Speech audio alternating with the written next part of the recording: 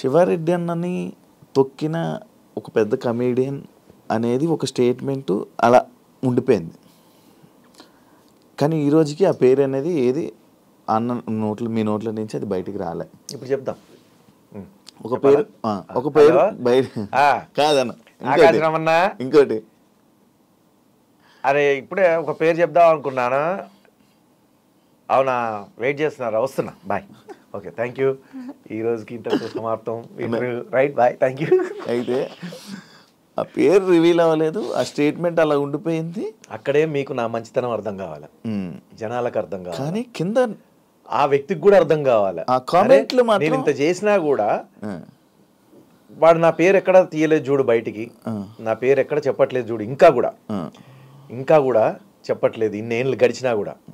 అది నా పెళ్ళైన కొత్తలో, అంటే 2009లో జరిగింది. అది 2009, 2010లో జరిగింది.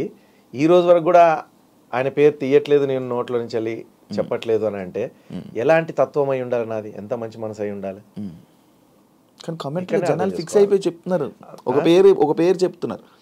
ఎవరన్నా ఏమన్నా అనుకోని భయ్యా, ఎవరన్నా వాళ్ళకు నచ్చిన, ఇప్పుడు ఖాళీలు పూరించండి అని ఉంటుంది, డాష్ ఉంటుంది. ఓకే, నువ్వు డాష్ చూసావు, ఆడ ఏం చూసావు అనేది సినిమానా లేకపోతే డాన్సా, మిమిక్రియా, పాటలా, సాంగ్సా అనేది ఎవరెవరు ఊహకు వాళ్ళు నింపుతారు. సో కాబట్టి నీకే కూర ఇష్టం డాష్ అని పెడితే నువ్వు టమాటా చెప్తావు, నేనేమో ఆలుగడ్డ అని చెప్తాను, అట్లా రకరకాలు రాసుకుంటాను. ఎవరు అనుకునేది వాళ్ళు అనుకుంటూ ఉంటారు భయ్యా. నువ్వు కూడా ఎంత ప్రయత్నం చేసినా అది కాదు, పెద్ద ఆయనతోనే కాలేదు, నీతోనే ఏవిఎన్ రాధాకృష్ణ అన్నతోనే కాలేదు చెప్పించడం. అంటే ఒక క్లారిటీ కోసం ఇంతమంది ఒక ఆయన క్లారిటీ అందరికి వచ్చేసింది అన్న. ఒక పేరు పెట్టి పిలుస్తున్నారు, అందరికీ తెలుసు, ప్రపంచానికి మొత్తం తెలుసు, నాకే కాదు, ఎవరెవరికి ఏమేమి ద్రోహాలు జరిగినాయో వాళ్ళందరికీ ఎవరు అనేది కూడా చాలా మందికి తెలుసు. కాకపోతే బయటికి చెప్పడం సబబు కాదు అని. మీ లైఫ్కి ఎండింగ్ కారణం ఆయననా? మీ కెరియర్ అంటే అక్కడ కొట్టొచ్చినట్టు కనబడతా ఉంది. బ్రేక్ అంటే బాగా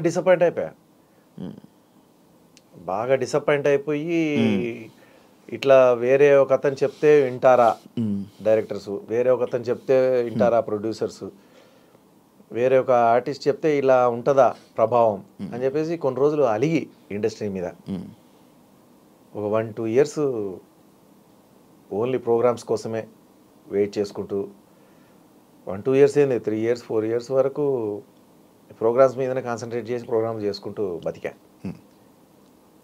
అని లేదు, ఎవరో చేసిన తప్పుకి మనం ఎందుకు, నాకున్న టాలెంట్ సినిమానే కదా, యాక్టింగే కదా, సో ఈ మిమిక్రీని వదలొద్దు, ఇదొక కన్ను, సినిమాను వదలొద్దు, ఇదొక కన్ను, 2 కన్నులు నావే కదా అని చెప్పేసి అమ్మ మీద అలిగితే మనకే కదా కడుపు ఎండుతుంది అని మళ్ళీ అర్థం చేసుకొని మళ్ళీ ఇండస్ట్రీలో మళ్ళీ మొదలుపెట్టా. కానీ అప్పటికే చాలామంది చాలా రకాలుగా కోల్పోయారు, నేను కోల్పోయాను, చాలా మంది ఎంటర్ అయిపోయారు, చాలా మంది వాళ్ళ ప్లేస్లు ఒక్కొక్క డైరెక్టర్ దగ్గర ఒక 2 కమెడియన్స్, ఒక్కొక్క ప్రొడ్యూసర్ దగ్గర ఒక 2 కమెడియన్స్, ఒక్కొక్క హీరో దగ్గర 2 కమెడియన్స్, అట్లా ఆ టైప్లో అందరు సెట్ అయిపోయారు. సో ఇప్పుడు మనం పోవాలంటే ఫస్ట్ వాళ్ళ దగ్గర ఉన్న ఈ చిన్న కమెడియన్స్ని దగ్గర చేసుకోవాలి, అప్పుడు మనం వెళ్ళగలుగుతాం. కాదన్న రాను ఇప్పుడు రీసెంట్గా కమేడియన్స్ చాలా సింపుల్గా అవైలబుల్ చెప్తా ఉంటే ఆ చూసే వాళ్ళు అనుకుంటారు అట్లా ఉంటుందా, అది నేను అట్లా కాదు కదా, నేను అట్లా చేయాలి కదా అనుకుంటారు. కానీ సాక్ష్యాలు చూపించినప్పుడు అరే అవును కదా, ఆ ఆర్టిస్ట్ వచ్చి చెప్తే కదా నేను ఇట్లా విన్నాను, ఆ ఆర్టిస్ట్ మెల్లిగా డైవర్ట్ చేశాడు కదా, నేను శివారెడ్డిని పెట్టుకుందాం అనుకుంటే నాకు తెలియకుండానే నన్ను డైవర్ట్ చేశాడు, వీడైతే బాగుంటాడు, వాడికంటే అది ఇది, ఇతనైతే బాగుంటాడు అని చెప్పేసి డైవర్ట్ చేశాడు కదా అని వాళ్ళకి ఇప్పుడు అర్థమవుతూ ఉంటుంది, గుర్తు చేస్తే క్లియర్గా. సో వాళ్ళకి గుర్తు చేయకపోతే, వాళ్ళకి ఐడియా రాకపోతే శివారెడ్డి ఏదో తప్పు చెప్తా ఉన్నాడు ఇంటర్వ్యూలో అని అనుకుంటూ ఉంటారు. బట్ నాకు తెలుసు, నా దగ్గర సాక్ష్యాలు ఉన్నాయి, నా దగ్గర అనుభవాలు ఉన్నాయి, వేరే వాళ్ళ అనుభవాలు ఉన్నాయి, వేరే వాళ్ళ దగ్గర కూడా సాక్ష్యాలు ఉన్నాయి. అట్లా బట్ మనం ఏం చేయలేము, ఒక వ్యక్తిని బ్లేమ్ చేసి ఇప్పుడు చేసి ఏం లాభం అన్న, ఆల్రెడీ సగం జీవితం సంకటమైపోయింది అన్నట్టుగా. ఆల్రెడీ 2 ఆడపిల్లలు నాకు, పెద్ద పాప 9th క్లాసు, ఇప్పుడు 10th వెళ్తుంది, 6th క్లాస్ చిన్న పాప 7th వెళ్తుంది, 2 ఆడపిల్లలు. వాళ్ళ భవిష్యత్తు కూడా దృష్టిలో పెట్టుకొని మనం ఏ కాంట్రవర్సీ లేకుండా హ్యాపీగా ఇప్పటివరకు రాముడు మంచి బాలుడు అన్నట్టుగా సినిమాలు ఉన్నా లేకున్నా, ఎవరు నన్ను తొక్కినా తొక్కకపోయినా, ఎవరు నాకు అవకాశాలు ఇచ్చినా ఇవ్వకపోయినా, ఉన్న దాంట్లో తిని పద్ధతిగా పబ్బులలో పోకుండా, ఏమంటారు దాన్ని, రేవ్ పార్టీస్లో పోకుండా, డ్రంక్ అండ్ డ్రైవ్లో దొరకకుండా, 3 అమ్మాయిలతో కథలు నడిపి చేయకుండా, లేకపోతే డ్రగ్స్ గిక్స్ అని కాకుండా, లేకపోతే ఇంకేదో ఇంజెక్షన్స్ ఇచ్చుకొని స్టెరాయిడ్స్ అవి ఇవి ఇట్లా ఆ టైప్లో ఏ టైప్లో కాకుండా ఉన్నంతలో నాకు తోచింది నేను తినుకుంటూ, నాకు తోచిన దగ్గరికి నేను వెళ్తూ, నాకు తోచిన ఫంక్షన్కి ఎవరైనా పిలిస్తే ఆ ఫంక్షన్కి వెళ్ళి అక్కడే ఏదైనా తీసుకుంటే తీర్థ ప్రసాదాలు తీసుకొని చక్కగా ఉంటే డ్రైవర్ ఉంటే ఎక్కి రావడం, లేదంటే క్యాబ్ బుక్ చేసుకొని రావడం, లేదంటే ఎవరైనా ఫ్రెండ్ ఉంటే వాళ్ళతో పాటు వెళ్ళడం రావడం, వాళ్ళు డ్రాప్ చేయడం ఇంటి దగ్గర, అంతే పద్ధతిగా నీట్గా చక్కగా వెళ్తుంది. ఇంత దాకా వచ్చినా ఇంకేమవుతుంది, మా అంటే ఇల్లు అమ్ముకుంటా కావచ్చు నా బిడ్డలకి చదువులకి, ఏముంది. కాకపోతే ఇంకా ఇప్పుడు ఓన్లీ ఇల్లు ఒకటే ఉందన్న? ఇల్లు ఉంది, చిన్న ల్యాండ్స్ ఉన్నాయి. చిన్న ల్యాండ్స్ ఉన్నాయి, సెటిల్ కొంచెం ఓకే, పర్వాలేదు, హ్యాపీ. అంటే డైలీ అంటే మంత్లీ ఇన్కమ్స్ లేవు. ఓకే. ఇప్పుడే అది ఏంటంటే అది ఎప్పుడు వస్తుంది అంటే సినిమాలు చేసినప్పుడు దానిలో వచ్చే రెమ్యునేషన్ని మనం ఇది చేసుకుంటాం, ప్రోగ్రామ్స్ చేసేటప్పుడు ప్రోగ్రామ్స్ రెమ్యునేషన్ మనం ఇది చేసుకుంటాం. టీవీ ప్రోగ్రామ్స్ కూడా తగ్గాయి కదన్నా అసలు, చాలా తక్కువ. ఎందుకు ఏమో మరి, మామూలు టీవీ షోస్లోనే ఇక్కడ చాలా గమ్మత్ ఏంటంటే మీరు చేయరంట కదా అని చెప్పేసి అని అంటున్నారు. చేయరంట, ఎందుకు చేయదు, సినిమాలు ఎందుకు చేయట్లేదండి అంటారు. చేయలేదు, నేను ఎందుకు చేయను, అసలు కనబడట్లేదు, ఎందుకు మానేశారు మీరు, మానేశారు ఎందుకు అంటారు. మానేశారు ఎందుకు, ఇప్పుడు ఏం చేస్తున్నారు, బిజినెస్ చేస్తున్నారా అంటే బిజినెస్ లేదు, ఏం లేదు. ఈవెన్ ఒక ఫ్లాట్ ఉండి ఆ ఫ్లాట్ మీద రెంట్ వచ్చేది కూడా లేదు నాకు. ఒక ఫ్లాట్ ఉండి లేదా కమర్షియల్ కాంప్లెక్స్ ఉండి ఆ షట్టర్లో రెంట్ వస్తుంది కదా నెలకి, అట్లా కూడా లేదు. మిమిక్రీ చేస్తేనే ఆ అమౌంటే ఇంట్లోకి, షూటింగ్ చేస్తేనే ఆ అమౌంట్ ఇంట్లోకి, లేదంటే మనం అంతకుముందు బాగున్నప్పుడు సంపాదించుకున్న దానికి లేదన్నా ఒకటి అమ్మాలి, కొంచెం అమ్ముకుంటూ పోవాలి.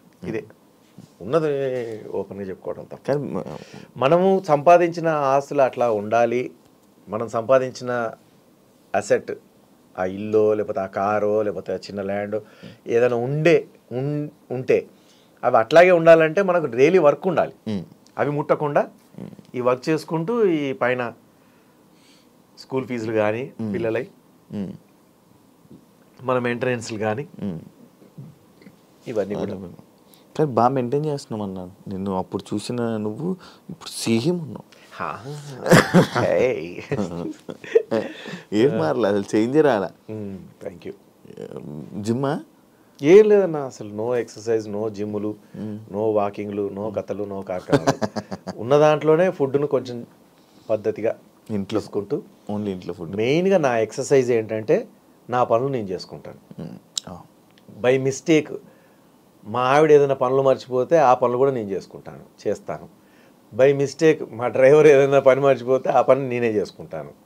సో నిన్న మణికొండలో 3 రోజుల నుంచి నీళ్ళు రాలే, మంజీరా వాటర్ రాలే. ఏం చేసాం, కింద హౌస్లో నుంచి బకెట్లు మోసుకుంటూ పైకి, డ్రైవర్తో పాటు నేను మోసాను బకెట్లు.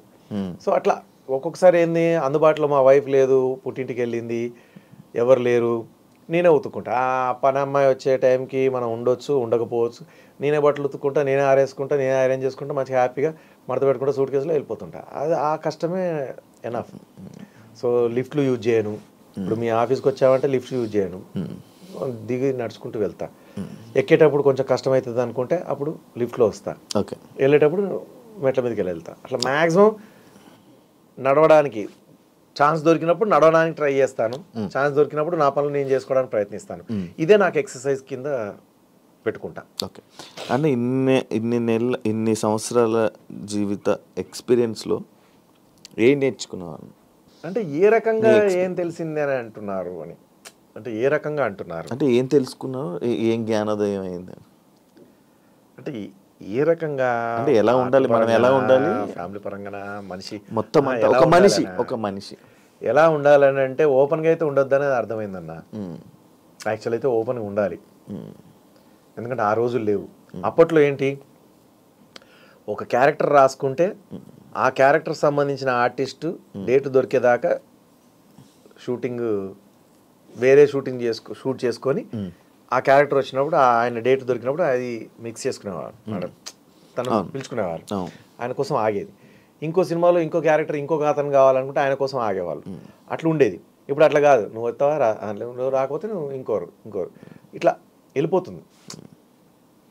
క్యారెక్టర్ అదే ఉంటుంది. ఆర్టిస్టులు ఏ ఆర్టిస్ట్ అయినా పెట్టుకొని చూసుకుంటున్నారు, ఇతను లేడా డేట్ లేదు, ఇతను కాబట్టి ఇతను ఆప్షన్స్, అట్లా ఆప్షన్స్ చాలా వచ్చేసినాయి. అదొకటి. రెండోది అంటే నేనేమంటున్నా అంటే ఓపెన్గా ఉండడం వల్ల చాలా ఇబ్బందులు ఎదురవుతున్నాయి. లైక్ నా పాయింట్ అదే, జీవితం అంటే ఏంటి, ఓపెన్గా ఉండొద్దు, అంతే. కొన్ని దాచుకోవాలి. నాలాగా ఇప్పటిలాగా ఇప్పుడు చెప్పినట్టుగా అన్ని ఓపెన్గా అట్లా మాట్లాడొద్దు. నాకేంది 500 కోట్లు ఉన్నాయి అనుకోవాలి, అట్లయితేనే నా పిల్లని ఇవ్వడానికి వస్తుంది కదా నా కూతుర్లో. లేకపోతే శివారెడ్డి దగ్గర ఏం లేదంటే అప్పుడు ఎప్పుడో చెప్పాడు 10 సంవత్సరాల కింద, 10 సంవత్సరాలు ఏమైనా మారచ్చు, ఇంకా నేను ఎక్కువ సంపాదించవచ్చు, ఇంకా తక్కువ సంపాదించవచ్చు, ఏమన్నా అయి ఉండొచ్చు.